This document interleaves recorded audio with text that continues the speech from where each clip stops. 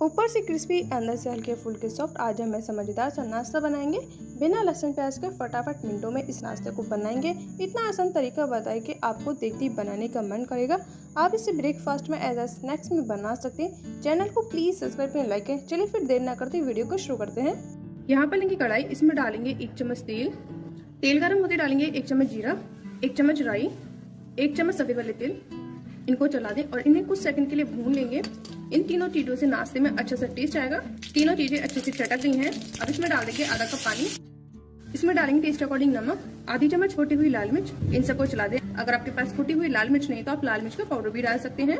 इनको यहाँ पे चला दिया है और पानी में ले आएंगे बॉयल। पानी में आके बॉयल। अब इसमें डाल देंगे 1 कप गेहूं का आटा।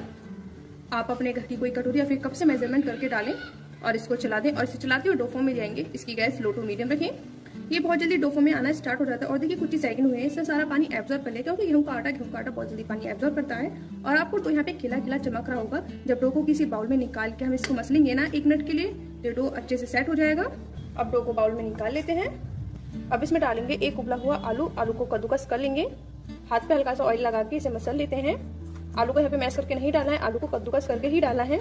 इसे अच्छे से मसल लेंगे। इसका यहाँ पे डोसा बना लेंगे। इसका यहाँ पे डो लगा लिया है। अब इसमें से लेंगे थोड़ा सा पोर्शन, जितना छोटा नींबू का साइज होता है इतना बड़ा इसमें से पोर्शन लेंगे और इसको कर देंगे गोल। मैं इस नाश्ते को आज टिक्की की शेप दे रही हूँ। आप चाहते इसे गोल भी कर सकते हैं। गोल कर दिया है। गोल करने के बाद इसे हाथ से दबा देते हैं। इसको देंगे टिक्की की शेप और इसे घुमाते हुए साइडों में से ठीक कर देंगे।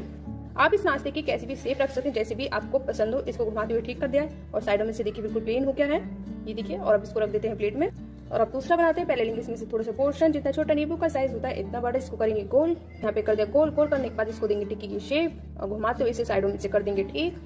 देखिए इसे कर दे साइडों में से ठीक। और इसी तरह सारे नाश्ते को तैयार कर लेते हैं। सारे नाश्ते को यहाँ पे तैयार कर लिया है। अब नाश्ते को ले चलते हैं गैस की तरफ। तेल हो गया गर्म। अब अपने नाश्ते को डाल देते हैं।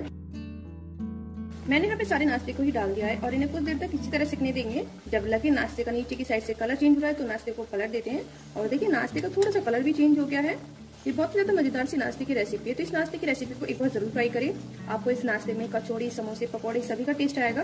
और इसको बनाना ही बहुत आसान है। बहुत ही सिंपल सी रेसिपी है। आप इसे केवल 5 से 10 मिनट में तैयार कर सकते हैं। और इसकी गैस हाई रखें। हाई गैस पे हमें नाश्ते को सेकना है। अभी तक चैनल को सब्सक्राइब नहीं कर तो प्लीज चैनल को सब्सक्राइब करें, लाइक करें और अपना प्यारा सा कमेंट करके जरूर बताइए आपको ये रेसिपी कैसी लगी। और आप इस रेसिपी को कौन सी सिटी से देख रहे हैं मुझे कमेंट करके जरूर बताइए। और इन्हें पलटते हुए दोनों साइड से अच्छे से सेक लेंगे जब तक इन पे हल्का गोल्डन कलर ना आ जाए। नाश्ते का हो गया दोनों साइड से कलर चेंज। और देखिए नाश्ता फूल भी गया है। तो अब नाश्ते को निकाल लेते हैं। और देखिए नाश्ता की तरफ जबरदस्त मजेदार लग रहा है। ये हमारा समोसे, कचौड़ी, पकौड़ी जैसा नाश्ता बन चुके तैयार। और देखिए नाश्ता कितना ज्यादा जबरदस्त मजेदार लग रहा है। नाश्ते को करेंगे सॉस के साथ सर्व। आप चाहे तो खट्टी चटनी के साथ भी खा सकते हैं। और देखिए नाश्ता कितना ज्यादा फूला फूला मजेदार बना है। ये बहुत ज्यादा क्रिस्पी है। ये देखिए इसके बाद कितनी ज्यादा क्रिस्पी आई है। और देखिए बाहर से क्रिस्पी, अंदर से मजेदार सा।